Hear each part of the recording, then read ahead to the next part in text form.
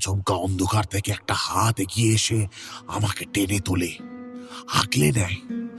যার মন্ত্রের গণ্ডি স্বয়ং যমরাজও পেরোনোর আগে দুবার ভেবে নেয়। সে আমায় দায়িত্ব সঁপে দিয়ে বলেছিল, একদিন একদিন আপনাদের ভীষণ দরকার পড়বে আমায়, তাই তাই আমায় মরলে চলবে না। সে কে? তুমি কার কথা বলছো? তন্ত্র সাধনার জগতের এক অসামান্য ক্ষমতা সম্পন্ন সাধক, বিশু তান্ত্রিক।